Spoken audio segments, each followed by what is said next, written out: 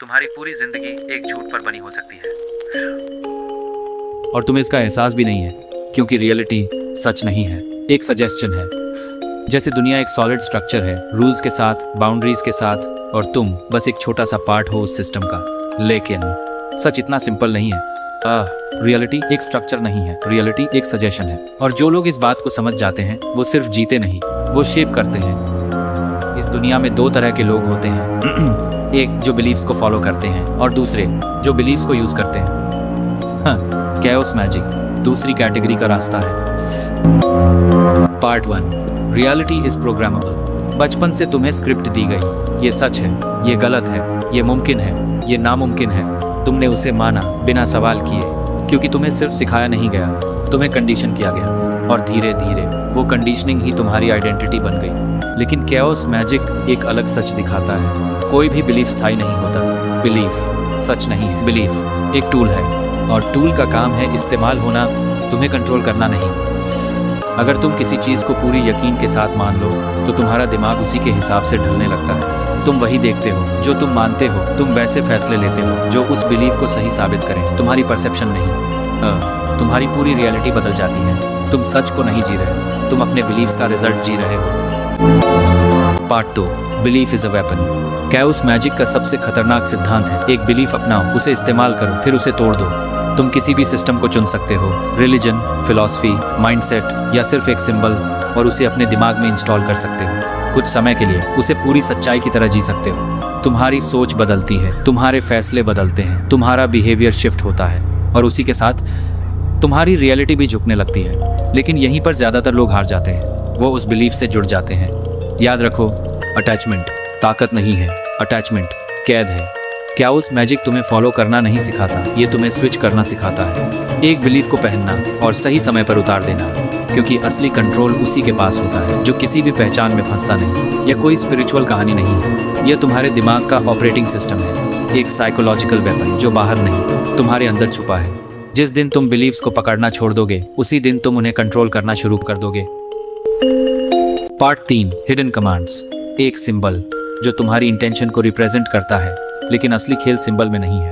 असली खेल है तुम्हारे सबकॉन्शियस माइंड में। तुम एक डिजायर लेते हो, उसे शब्दों से निकालकर एक सिंपल एब्स्ट्रैक्ट फॉर्म में बदल देते हो, एक ऐसा सिंबल जिसका मतलब सिर्फ तुम्हारा दिमाग समझता है। फिर तुम उसे अपने अंदर इम्प्रिंट करते हो, इमोशन के साथ, फोकस के साथ, इंटेंसिटी के साथ। एक तरह से तुम अपने दिमाग को एक कमांड दे रहे होते हो। लेकिन यहाँ ट्विस्ट आता है, तुम उसे छोड़ देते हो, भूल जाते हो, क्योंकि जब तुम उसे पकड़ कर रखते हो तो कॉन्शियस माइंड इंटरफेयर करता है, डाउट लाता है, रेजिस्टेंस लाता है। लेकिन जब तुम उसे जाने देते हो तब सबकॉन्शियस बिना शोर के काम करता है, साइलेंटली बैकग्राउंड में, बिना किसी रेजिस्टेंस के, और धीरे धीरे तुम्हारी रियलिटी को उसी दिशा में मोड़ने लगता है। जो कमांड तुम भूल जाते हो वही सबसे गहराई से तुम्हारे सिस्टम में चलती है। Part 4, directionless power. Chaos magic का एक सिंबल है कैओस स्टार, 8 तीर हर दिशा में फैलते हुए। कोई एक रास्ता नहीं, कोई फिक्स्ड ट्रुथ नहीं। हाँ, ये सिंबल तुम्हें एक खतरनाक सच दिखाता है। तुम्हें किसी एक पाथ पर चलने की जरूरत नहीं है, तुम्हें बस सिखाया गया था कि चुनो और उसी में फंसे रहो। लेकिन कैओस स्टार कहता है हर दिशा तुम्हारी है। तुम किसी भी रास्ते को अपना सकते हो, किसी भी सिस्टम को यूज कर सकते हो, और जब जरूरत खत्म हो जाए उसे छोड़ सकते हो। क्योंकि असली पावर रास्ते में नहीं है, रास्ता बदलने की आज़ादी में है। ज्यादातर लोग एक ही दिशा में चलते रहते हैं और उसे ही अपनी पहचान बना लेते हैं। लेकिन जो हर दिशा में देख सकता है वही कभी खोता नहीं। जिसके पास हर रास्ता है, उसे किसी एक रास्ते की जरूरत नहीं होती। Part 5, identity is fiction. सबसे बड़ा इल्यूजन क्या है? तुम्हारी आइडेंटिटी। मैं ऐसा हूँ, मैं यही करता हूँ, मैं ये नहीं कर सकता, ये सच नहीं है। ये सिर्फ कहानियां हैं जो तुम्हें बार बार सुनाई गई जब तक तुमने उन्हें अपना नाम नहीं दे दिया। लेकिन कैओस मैजिक एक और लेयर खोलता है।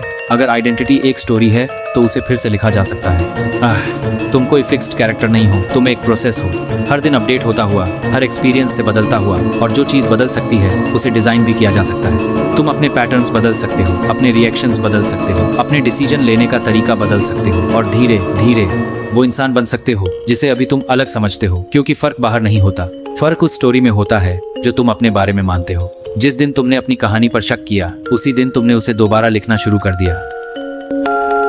Part 6, when certainty dies. अगर तुम बिगिनर हो तो ये सब एक गेम लगेगा। एक्सपेरिमेंट, क्यूरियोसिटी, हल्की सी एक्साइटमेंट। तुम चीज़ों को ट्राई करोगे और रिजल्ट्स को ऑब्जर्व करोगे। लेकिन जैसे जैसे तुम गहराई में जाओगे एक अनकंफर्टेबल सच सामने आएगा। कोई भी अल्टीमेट ट्रुथ नहीं होता। जो तुम सच मानते थे वो सिर्फ एक फ्रेम था। जो तुमने रिजेक्ट किया वो भी बस एक और फ्रेम था।